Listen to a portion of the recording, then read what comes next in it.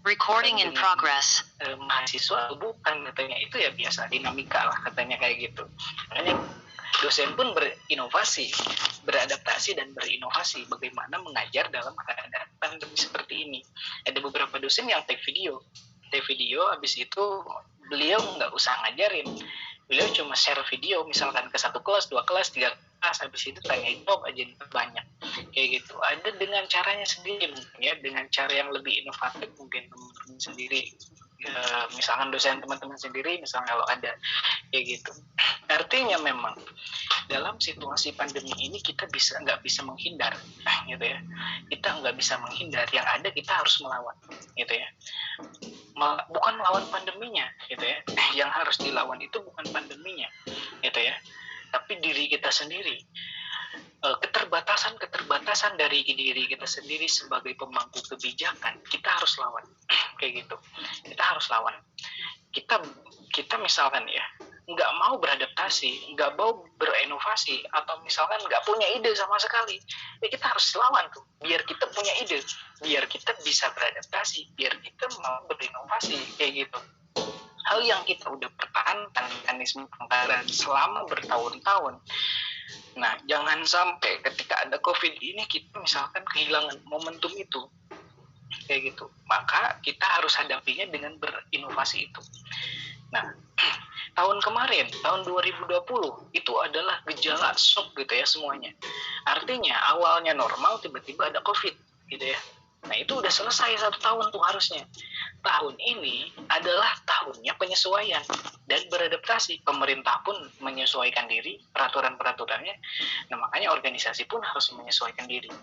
Bagaimana kita melaksanakan mekanisme pengkaderan ini dengan cara virtual, tetapi esensinya dapat gitu ya, kayak gitu. Dan itu pun sebetulnya masih menjadi pertanyaan besar bagi nasional gitu ya. Menghadirkan event-event kaderisasi seperti ini, FDT kemudian FLF, dalam bahasan kami bagaimana sih supaya misalkan tetap esensinya dapat gitu ya.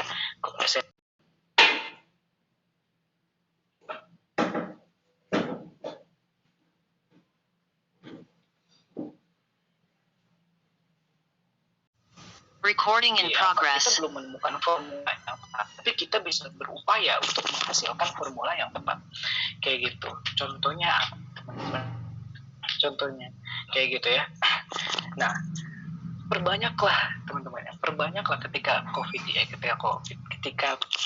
ketika suasana virtual seperti ini, perbanyak mekanisme pengkaderan yang non formal atau nggak formal lah kayak gitu. Kalau yang formal seperti ini itu nggak terlalu berdampak lah. Jadikanlah pengkaderan yang formal seperti ini sebagai yang di awal itu bukan pembinaan, sebagai jadi sebagai awalan aja gitu ya untuk mengisi kader gitu ya, sebagai pendampingan awal gitu ya, bukan dijadikan sebagai yang utama gitu. tapi dijadikan sebagai pembinaan yang memang itu awalan aja untuk mengisi kompetensi kader. Ini loh kedepannya harus seperti ini kayak gitu ya. Tapi perbanyaknya yang di non formal misalkan kayak gitu, dengan cara apapun itu kayak gitu. Kalau misalkan teman-teman nggak bisa ketemu sendiri, ya teman-teman laksanakan juga secara virtual kayak gitu. Misalkan forum diskusi tentang apa gitu ya, secara virtual dan sebagainya gitu ya. Jadi dilatih si kader-kader itu untuk berperan. Karena dulunya saat sebelum COVID, si kader-kader itu kalau misalkan ada yang masuk nih ya, pasti di posisi yang memang mereka itu menjadi sasaran. Tapi jadikan saat pandemi ini mereka itu jangan ada di posisi sebagai sasaran kinerja, sasaran program, tapi mereka yang berperan kayak gitu. Mereka yang berperan, kalian mentor aja. Kalian mentor. Jadi karena mereka misalkan nggak merasakan bagaimana transisi dari siswa ke mahasiswa, maka mereka harus merasakan bagaimana beratnya menjadi mahasiswa, gitu ya. Dengan cara mereka harus berinovasi sendiri, kayak gitu. Seperti itu. Nah pasti yang mereka pengenkan juga apa sih perbedaannya? Oh ternyata sama aja sih, jadi ngedengerin lagi. Kapan mereka ngomong? Maka suruh mereka ngomong kayak gitu. Teman-teman jangan banyak ngomong, teman-teman dorong aja kayak gitu, dorong aja supaya kader-kader ini banyak bicara kayak gitu. Nanti kelihatan bagaimana potensinya. Pokoknya kuncinya adalah memang bagaimana kita melahirkan inovasi ini, tetapi masih dalam esensi yang sama gitu ya. Jangan sampai esensinya hilang, inovasinya ada tapi esensinya hilang gitu ya. Dalam proses pengaderan, esensinya kan dua hal teman-teman gitu ya. Satu yang paling penting nih ya dalam kaderisasi, ada dua hal. Yang pertama itu kader bisa terjaga dengan baik kayak gitu. Yang pertama itu, jadi nggak lepas kayak gitu ya. Yang kedua, transisi organisasi berjalan lancar kayak gitu. Itu yang penting, jangan sampai ada tahun depan nggak ada pengurus, itu gagal berarti. Nah harus teman-teman memastikan dua itu. Yang pertama, kadernya terjaga dengan baik gitu ya, ada di organisasi. Yang kedua, dipastikan teman-teman kalau pengurus tahun depan itu ada orangnya. Itu aja minimal.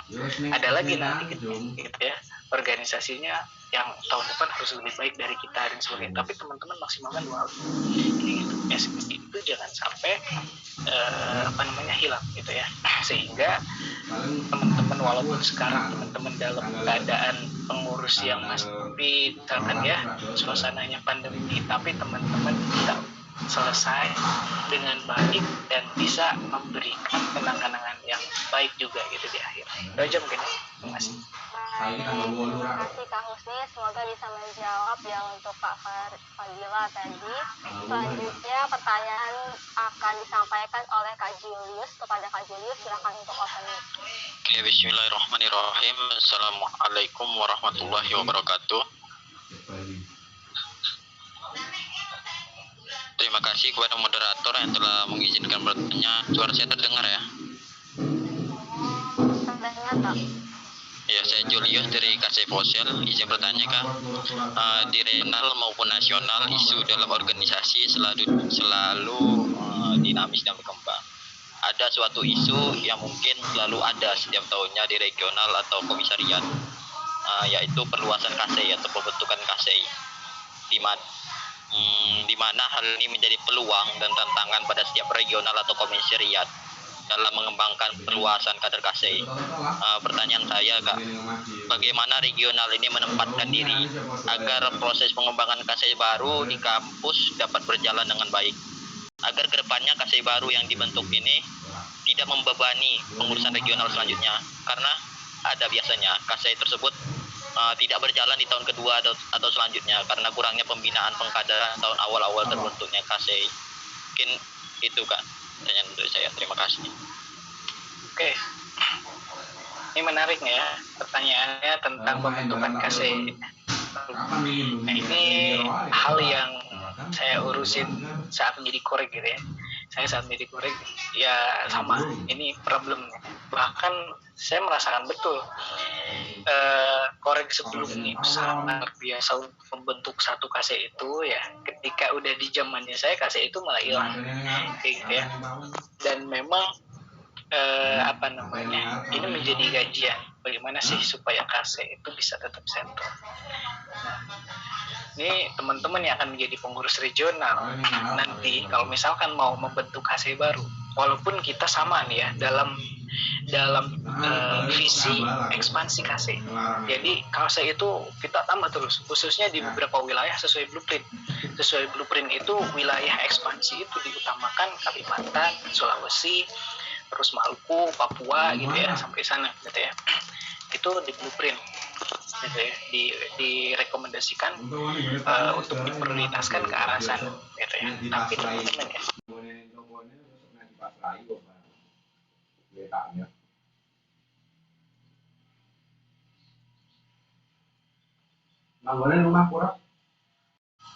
Recording in progress. dengan bukan kita menyalahkan merekanya, kasenya itu sendiri ya. Kalau kase ya mereka nggak tahu apa-apa, mereka pengen gabung, tetapi mereka mungkin kehilangan kontrol di tahun depannya kayak gitu. Berarti ada yang salah dengan organisasinya kayak gitu. Dan itu kita lakukan perbaikan tahun ini, teman-teman. Kita udah melakukan perbaikan itu tahun ini. Kase yang misalkan mau gabung bersama kita, organisasi yang mau gabung bersama kita, nggak bisa semudah itu. Ada mekanisme yang bertambah tahun ini itu setelah Munas kemarin. Apa itu? Ada mekanisme dari peninjau ke kase aktif gitu ya. Jadi teman-teman, kase itu kan ada yang kase aktif, ada kase peninjau. Kalau dulu itu langsung jadi kase aktif gitu ya. Kase peninjau itu di saat mereka menghubungi regional, kita mau gabung FOSE. Nah, udah jadi kase peninjau. Tahun depannya misalkan ikut Munas, disahkan di Munas, udah jadi kase aktif kayak gitu. Ternyata tahun depannya nggak ada yang melanjutkan di kase itu, karena yang semangatnya cuma 1 tahun misalkan kayak gitu. Akhirnya hilang lagi kayak gitu. Tapi tahun ini kita udah lakukan beberapa hal. Yang pertama itu adalah tadi menambah mekanisme. Jadi kalau misalkan ada yang mau gabung FOSE ini ya teman-teman, banyak sekali yang mau gabung FOSE itu, tapi banyaknya personal. Nah ini yang harus kita pahamkan. Banyak yang nge-DM FOSE, kamu gabung FOSE gimana caranya kamu gabung FOSE, tapi ternyata dia nggak berorganisasi, dia hanya personal individu gitu ya. Nah perlu dipahami juga nih untuk semuanya, gabung FOSE itu harus punya organisasi. Nah ini di materi D ya, di materi D, gabung FOSE itu harus punya organisasi. Maka kalau ada organisasi yang pengen gabung FOSE, nah mereka selama 1 tahun itu akan menjadi peninjau. Nanti di Munas itu ya selama 1 tahun, ada syaratnya nanti. Itu nanti akan menjadi peninjau. 1 tahun itu nanti kan ketika di Munas mereka jadi peninjau. Itu belum menjadi kase aktif, tapi masih peninjau. Peninjau itu masih rawan hilang, gitu ya. Nah, nanti terseleksi 1 tahun berikutnya. Kalau mereka masih jalan regenerasinya, gitu ya. Tahun berikutnya pasti mereka putarkan diri untuk menjadi kase aktif, gitu. Tahun berikutnya di Munas. Nah, kayak kemarin ada kase peninjau. Nah, Munas tahun ini, yang kemarin, kase peninjau kemarin, mereka mendaftarkan diri gak menjadi kase aktif, gitu. Mendaftarkan diri misalkan jadi kase aktif, gitu ya. Cuma hilang 2, misalkan kayak gitu. Nah, berarti yang settle, yang memenuhi syarat keberlanjutan organisasi, gitu ya, syarat kaderisasinya, transisi organisasinya jalan. Misalkan hanya, katakanlah mungkin 8, gitu ya. 2 hilang, misalkan 10 misalkan semuanya yang memenuhi syarat akhirnya daftar menjadi kase aktif, hilang kayak gitu. Kita nasional melakukan mekanisme yang seperti itu kayak gitu. Artinya apa? Karena biasanya nih ya, kase itu terlalu terburu-buru dan regional pun terlalu terburu-buru. Yang penting target ekspansi tercapai kayak gitu ya. Sama, saya juga menjadi korek kayak gitu. Yang penting target ekspansi tercapai. Tapi kita nggak mempertimbangkan transisi organisasinya. Ini yang sekarang sedang mengajukan itu yang kase yang benar-benar si founder di kasenya itu angkatan berapa nih? Oh ternyata tingkat 3 misalkan. Berarti tingkat depan ketika kase ini udah aktif gitu ya, itu udah tingkat 4, nggak aktif lagi dia di kase. Dia udah fokus skripsi, maka siapa yang melanjutkan? Itu kan pertanyaannya itu. Makanya kalau misalkan saya dulu ketika korek, ajak kader di bawahnya. Kalau misalkan teman-teman dalam satu organisasi pengen gabung FOSE, kemudian teman-teman misalkan tingkat akhir semua, gak bakalan berhasil sampai kapan. Teman-teman paling berhasil disahkan aja, tapi bakalan hilang nanti. Maka ajak di tingkatnya. Untuk apa? Itu adalah suksesi kepemimpinan, transisi organisasi.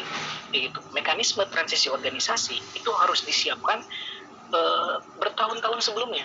Gitu ya, organisasi pemerintahan dimanapun itu teman-teman, itu udah mempertimbangkan ya, organisasi yang lebih besar nih ya, bahkan mungkin institusi pemerintahan itu udah mempertimbangkan mengurus yang intinya itu tahun sekian pensiun, maka tahun ini misalkan beberapa tahun sebelumnya harus rekrutmen gitu ya, kayak BI ini sekarang. BI itu lagi masa-masanya transisi organisasi nih, Bank Indonesia gitu ya, beberapa tahun ke depan akan banyak yang pensiun nih BI itu. Makanya kenapa nih oprek BI itu sering banget nih ada informasi gitu ke kita gitu ya, ini ada perekrutmen pengurus BI, perekrutmen pegawai BI, itu terus gitu kayak gitu. Begitupun organisasi kita, misalkan sekarang saya mengajukan KC, saya punya KC misalkan, cuma belum gabung FOSE, saya pengen gabung FOSE KC itu, tapi saya mempertimbangkan, waduh tahun depan saya juga bakalan aktif.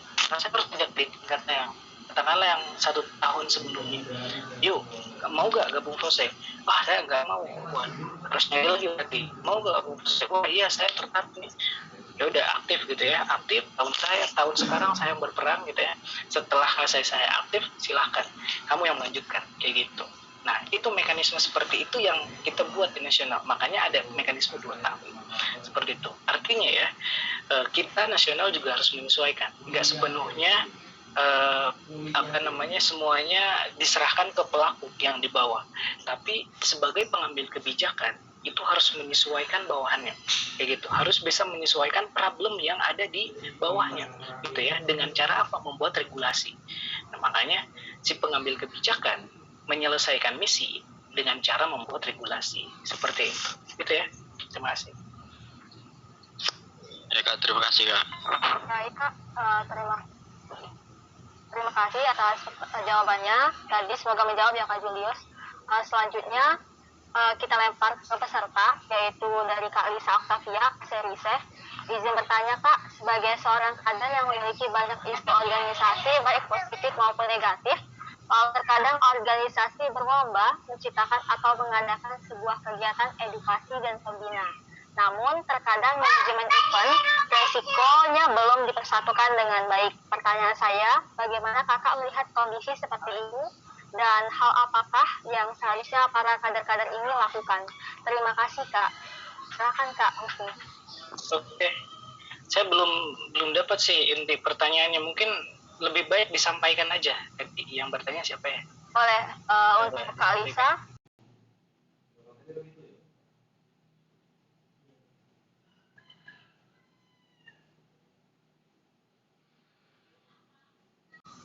Recording in progress. Saya baca ulang lagi, sekali lagi. Boleh. Siapa tahu bisa lebih.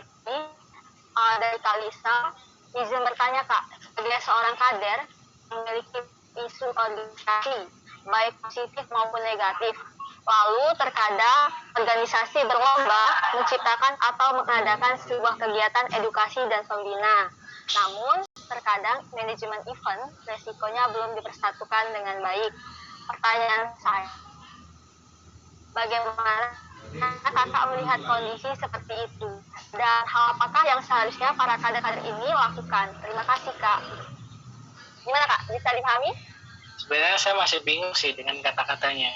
Namun terkadang manajemen event atau risikonya belum dipersatukan dengan baik.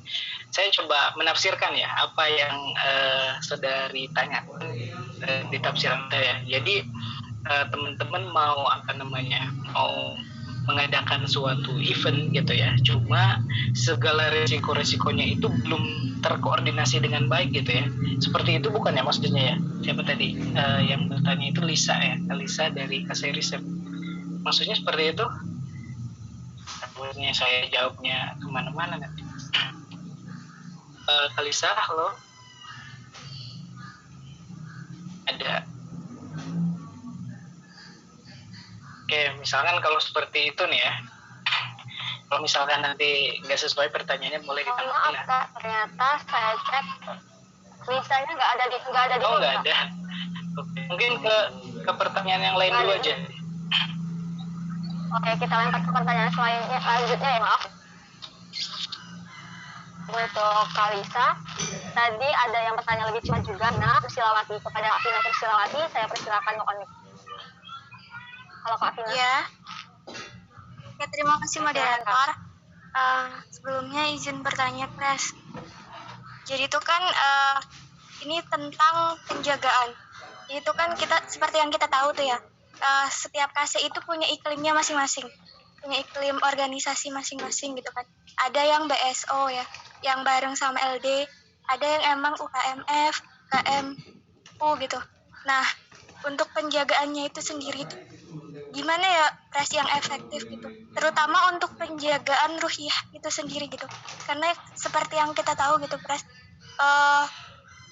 khususnya di Sumbaksel kebanyakan KC itu nggak memperhitungkan gitu penjagaan ruhiyah itu sendiri, hanya beberapa yang melaksanakannya, padahal itu salah satu elemen terpenting menurut saya gitu. Mungkin pertanyaannya gimana penjagaan ruhiyah yang efektif di tengah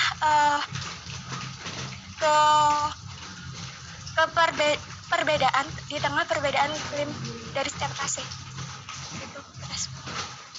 Iya, siap. Terima kasih nih, pertanyaannya menarik nih ya. Isu penjagaan ruhiyah ini sebetulnya bukan isu yang memang muncul kemarin sore, tapi isu ini yang mungkin dari awal berdirinya FOSE juga tetap ada gitu ya. Artinya ini orang lain, organisasi keislaman yang lain lah misalkan ya, gitu. Mereka itu tadi ibaratnya itu satu iklim gitu ya. Tadi kalau misalkan bahasa penanya itu satu iklim, mereka itu satu warna gitu ya, dari atas ke bawah sama gitu ya, nuansanya satu nuansa gitu ya. Yang misalkan LDK dakwahnya benar-benar keislamannya luar biasa, misalnya lembaga dakwah kampus. Kemudian misalkan IMM, HMI, mereka satu iklim gitu ya. Terus PMII juga sama kayak gitu. Mereka satu warna, satu nuansa gitu ya. Dari organisasinya, kalau kadernya mungkin iya ada yang berbeda-beda gitu ya kadernya. Kan kalau kader banyak pribadi, banyak sifat juga gitu. Tapi organisasinya, berbicara skala organisasinya itu satu warna, satu iklim, satu nuansa gitu ya. Tetapi FOSE itu banyak banget nuansanya, teman-teman, banyak warnanya gitu ya. Ada mungkin yang benar-benar dalam di keislamannya kayak gitu. Ada yang moderat gitu ya, tengah-tengah. Ada yang agak liberal gitu ya, mungkin ada liberal, bisa aja tuh. Biasanya apa? Tadi betul sekali, jenis KC itu biasanya berpengaruh terhadap si iklimnya itu gitu ya. Itu isu yang udah lama dalam organisasi. Yang benar-benar keislamannya kuat biasanya itu KC yang memang organisasinya ini LDK gitu ya. Ada kan ya LDK juga gabung KC gitu, gabung FOSE, atau BSO gitu ya, dari LDK-nya ini gitu ya, ada bidang ekonomi syariahnya misalnya kayak gitu. Kemudian ada yang agak jauh gitu ya, ada yang moderat kayak himpunan ini moderat ya, himpunan ini biasanya moderat himpunan. Kalau UKM itu masih lengket gitu ya keislamannya. Kalau himpunan itu agak moderat gitu ya. Kalau BEM, nah itu agak kurang gitu ya. Kalau BEM itu, karena BEM itu biasanya identiknya dengan pergerakan politik gitu ya, di kampus, politik kampus kayak gitu.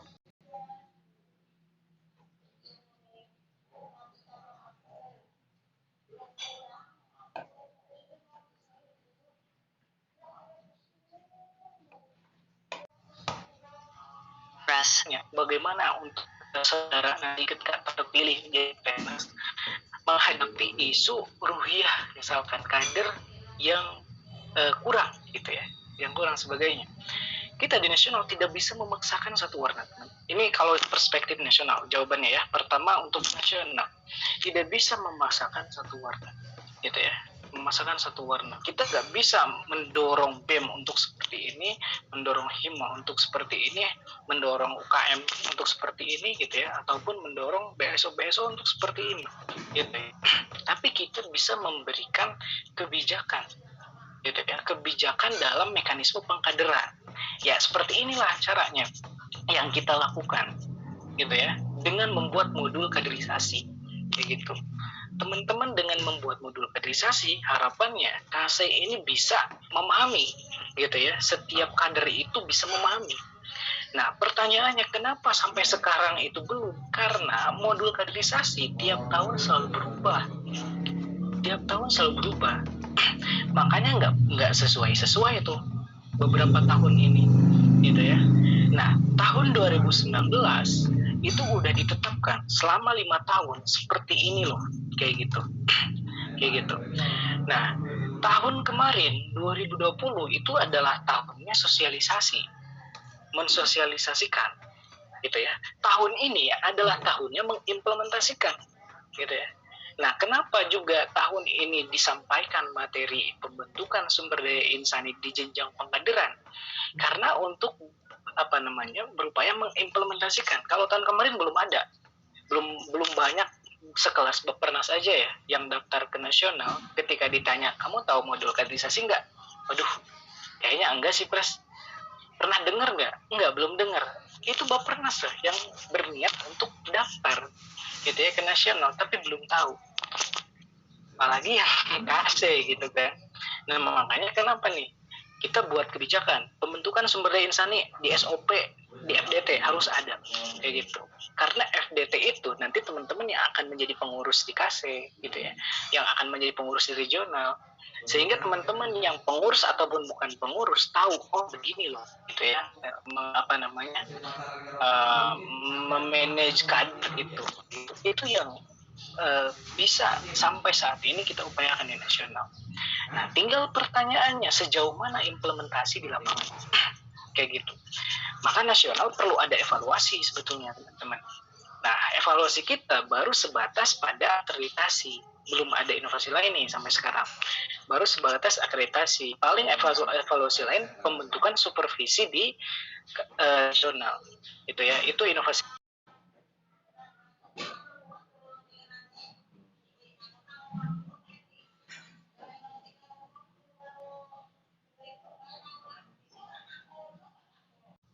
Recording in progress. Tapi standarnya sama, minimal itu.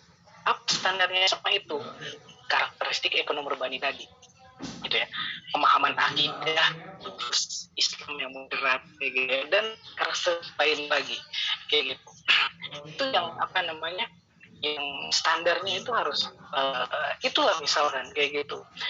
Terlebih misalkan itanya paham hafal ayat Al-Quran atau misalkan bagaimana sholat malamnya atau apa, gitu ya. Itu adalah bagaimana kasainya itu, kayak gitu. Tapi si supervisi ini harapannya nanti nasional itu, ketika sekarang kan baru sampai regional, membentukkan supervisi regional, dan itu pun masih banyak kendala, kita masih terus melakukan perbaikan, gitu ya.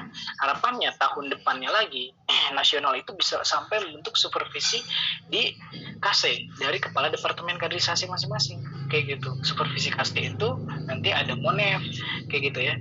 Salah satunya tadi yang Ruhiyah, jangan sampai ada, gitu ya, jangan sampai ada kader FOSE minimalnya, gitu ya, kader FOSE yang memang nggak bisa baca Al-Quran, misalkan kayak gitu ya, nggak bisa baca Al-Quran, atau misalkan sholat waktunya, sholat 5 waktunya, sholat wajibnya bolong-bolong, misalkan kayak gitu.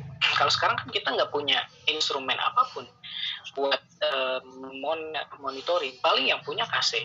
Kita nasional melaksanakan memberikan rekomendasi. Ini loh form amalan yaumi, gitu ya.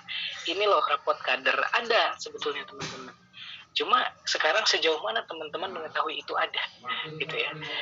Apakah misalkan nasional kurang mendistribusikannya, atau teman-teman nggak mendapatkannya misalkan, atau bagaimana, gitu ya. Jadi memang untuk membentuk satu iklim itu susah, tapi kita bisa berupaya dengan cara tadi membuat standar minimalnya apa gitu ya, dan bisa memastikan mereka itu nggak sampai melebihi standar minimal, tapi lebih dari semuanya itu sesuai standar minimal gitu, nggak sampai kurang dari standar minimal gitu ya, bukan melebihi, nggak sampai kurang dari standar minimalnya, tapi semuanya bisa lebih gitu ya, bahkan mungkin lebih gitu ya gitu. Kenapa kita sekali lagi tidak memprioritaskan itu menjadi masalah yang utama yang harus kita selesaikan?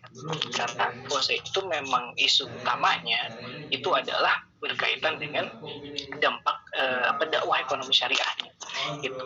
Isu pembentukan sumber daya insaninya itu nomor sekian teman-teman kalau di FOSE, tapi itu nggak bisa dilepas gitu ya. Makanya kenapa peran kaderisasi itu tetap ada gitu ya, peran kaderisasi itu tetap ada walaupun isu utamanya adalah dampak eksternal rekomendasi kebijakan secara ilmiah, ITEMILAS, ITEMIREK gitu ya dan sebagainya gitu. Tapi kalau misalkan kader nggak berkualitas, ya apa yang bisa kita hasilkan? Seperti itu mungkin ya. Baik, terima kasih atas jawaban dari Kak Husni. Pertanyaan selanjutnya saya persilahkan kepada Kak Didi Afrizal. Kepada Kak Didi Afrizal, saya silakan untuk on mic-nya. Silakan Kak. Baik, sebelumnya Assalamualaikum warahmatullahi wabarakatuh. Waalaikumsalam warahmatullahi wabarakatuh. Saya Didi Afrizal dari KSMC Binfas Bengkulu. Izin bertanya Kak, yang pertama itu Kak, sebenarnya apa sih tujuan dari FOSAI ini tersendiri, dan selama berdirinya FOSAI ini apa sih tujuan yang sudah tercapai ataupun yang belum tercapai hingga saat ini? Itu untuk secara luasnya Kak. Untuk secara pribadinya Kak, bagaimana sih bisa jadi seperti Kakak Presnas? Terima kasih Kak.